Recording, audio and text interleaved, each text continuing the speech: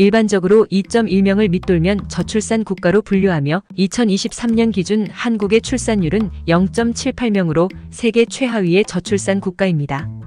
저출산의 주요 원인으로는 도시화로 인한 개인주의 사상의 확산, 경제 사정의 악화와 고용률 감소, 독신으로 생활할 수 있는 사회적 여건과 환경 증가, 사교육비 등 육아 양육비 부담 증가, 아이를 낳을 수 있는 사회적 여건의 부족 등을 들 수 있습니다. 저출산 고령화 사회가 되면 다음과 같은 문제들이 발생할 수 있습니다. 생산 가능 인구 감소. 경제 활동을 할 수 있는 인구가 줄어들기 때문에 생산성이 떨어지고 경제 성장이 둔화됩니다. 노년 부양비 증가.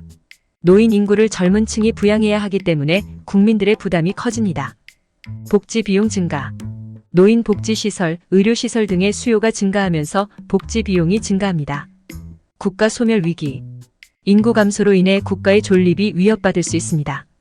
이러한 문제를 해결하기 위해서는 출산 장려 정책을 강화하고 고령화 시대에 맞는 산업을 육성하는 등의 대책이 필요합니다.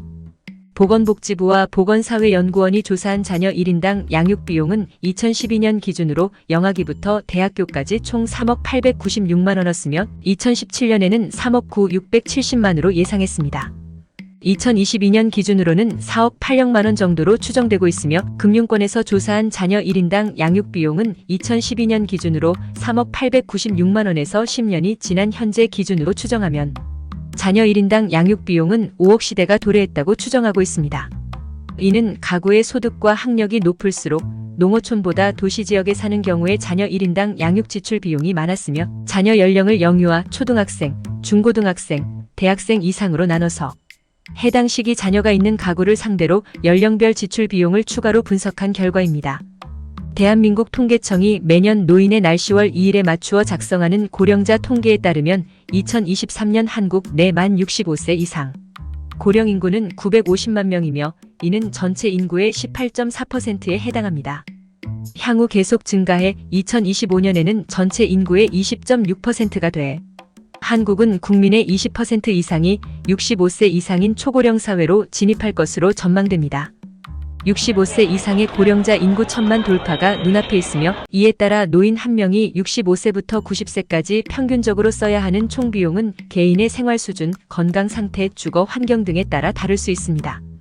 일반적으로 노인 한 명이 노후 생활을 보내는데 필요한 비용은 생활비, 의료비, 주거비, 교육비, 기타 등으로 구성되며 정부에서는 노인들을 위한 다양한 복지 제도를 운영하고 있어 이를 활용하면 비용을 줄일 수 있습니다. 저출산과 노령화에 따른 사회 문제를 해결하는 방법은 다음과 같습니다. 가족 중심 정책 강화. 결혼, 출산, 양육을 지원하는 제도 및 정책을 마련하고 확대합니다. 예를 들어 출산 장려금, 육아휴직, 보육시설 확충 등의 정책을 통해 가족을 지원하고 부양 부담을 완화할 수 있습니다. 여성 인권 보호. 여성들이 출산과 육아를 선택할 수 있는 환경을 조성하고 경제적인 자립을 돕는 정책들을 시행합니다. 여성들이 일과 가정을 양립할 수 있도록 유연한 근무 환경을 만들고 경제활동에 참여할 수 있는 기회를 제공합니다. 경제적 관점에서의 해결 방안. 출산과 육아를 지원하는 정책 강화, 노인 일자리 창출 등의 정책을 통해 경제적 문제를 해결할 수 있습니다. 교육과 문화 정책 개선. 저출산과 고령화 문제를 해결하기 위해서는 교육과 문화 정책의 개선이 필요합니다. 가족 내 소통과 가족 구성원들 간의 상호 이해를 돕는 교육 프로그램과 정책을 실시해야 합니다. 또한 가부장적 가치관을 극복하고 여성들이 사회적으로 자유롭게 활동할 수 있는 환경을 만들어야 합니다. 노인 복지 증진. 노인들의 건강 문제, 여가 활동, 주거 문제 등을 해결하기 위한 복지 정책을 강화합니다. 이를 통해 노인들이 안정적인 노후 생활을 보낼 수 있도록 지원합니다. 이외에도 다양한 방법을 통해 저출산과 노령화에 따른 사회 문제를 해결할 수 있습니다.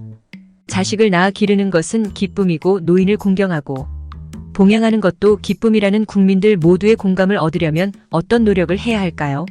자식을 낳고 기르는 것은 개인의 선택이지만 국가에서는 이러한 선택을 존중하면서도 부모와 자녀가 함께 행복할 수 있는 환경을 만들어주는 역할을 해야 합니다.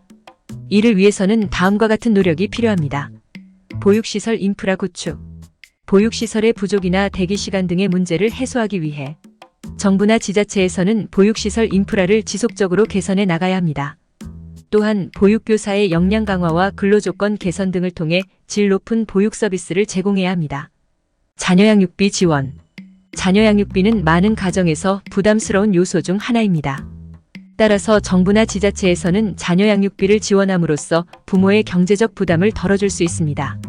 부모 교육 강화. 부모들은 자녀를 올바르게 키우기 위해 적절한 교육을 받아야 합니다. 정부나 지자체에서는 부모 교육 프로그램을 운영하고 이를 적극적으로 홍보함으로써 부모들이 자녀를 올바르게 키울 수 있도록 지원해야 합니다. 노령인구 복지 정책 강화. 노인 인구 증가에 따라 이들의 건강관리, 의료 지원, 여가 활동 등을 위한 복지 정책을 강화해야 합니다. 이러한 노력을 통해 자식을 낳고 기르는 것이 더 이상 개인만의 책임이 아니라 국가와 사회 전체가 함께 책임져야 한다는 인식을 확산시킬 수 있을 것입니다.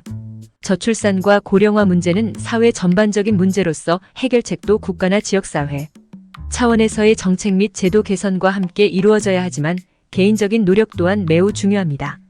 아래는 개인이 저출산과 고령화 시대에 대처하기 위한 몇 가지 방법입니다. 출산율 증가를 위한 노력 가족 계획을 세우고 자녀를 갖는 것은 개인의 선택이지만 출산율 감소는 경제활동 인구의 감소와 노인 부양, 부담 증가 등 여러 가지 문제를 야기하므로 적극적으로 출산을 고려해보는 것이 좋습니다. 건강관리는 삶의 질 향상뿐만 아니라 의료비 지출 절감에도 도움이 됩니다. 운동이나 영양 섭취 등 일상생활에서 꾸준한 자기관리를 통해 건강을 유지해야 합니다. 노후 대비 퇴직 후 안정적인 생활을 위해서는 미리미리 노후 자금을 마련하고 자산 운용 계획을 세우는 것이 필요합니다. 국민연금, 퇴직연금, 개인연금 등 다양한 연금 제도를 활용하여 노후 대책을 세울 수 있습니다. 교육 및 취업 기회 확보. 교육과 취업은 개인의 역량 강화와 소득 창출에 큰 역할을 합니다. 평생교육 프로그램 참여나 자격증 취득 등을 통해 자신의 능력을 향상시키고 일자리 창출을 위한 정부 지원 사업 등을 참고하여 취업 기회를 모색해 볼 수 있습니다. 환경보호, 지구온난화와 자원 고갈 등의 문제는 인류 전체의 생존에 영향을 미칠 수 있으므로 개인적으로도 에너지 절약, 재활용, 친환경 제품 구매 등의 방식으로 환경보호에 기여하고자 하는 노력이 필요합니다. 사회적 활동 참여, 지역사회 봉사활동이나 동호회 활동 등을 통해 타인과의 소통과 교류를 증진하고 사회적 유대감을 형성함으로써 삶의 만족도를 높일 수 있습니다. 문화예술 활동 즐기기, 독서, 음악 감상, 미술, 작품 관람 등의 취미생활을 통해 스트레스를 해소하고 마음의 여유를 가질 수 있으며 이러한 활동들은 정신건강에도 좋은 영향을 미칩니다. 미래 세대와의 공존의식. 우리의 후손들에게 더 나은 세상을 물려주기 위해서는 서로 협력하고 배려하는 자세가 필요합니다. 기후변화, 환경오염, 인권 침해 등의 문제에 대해 관심을 가지고 이를 해결하기 위한 노력에 동참하는 것이 중요합니다. 국제적 협력 추구. 전 세계적인 문제들을 해결하기 위해서는 국제적인 협력이 필수적입니다. 해외 뉴스나 국제기구의 동향을 살펴보며 글로벌 이슈에 대한 이해를 높이고 국제적 협력에 참여하는 방안을 모색해 볼 수 있습니다. 긍정적인 마인드셋 유지. 어려운 상황에서도 긍정적인 태도를 유지하면 극복할 수 있는 힘이 생깁니다. 부정적인 생각보다는 희망과 용기를 갖고 도전하며 감사와 사랑을 나누는 삶을 살아가는 것이 좋습니다. 이 영상은 유튜버 소희아빠가 AI를 기반으로 제작한 영상입니다. 내용이 좋았다면 구독을 눌러주세요. 감사합니다.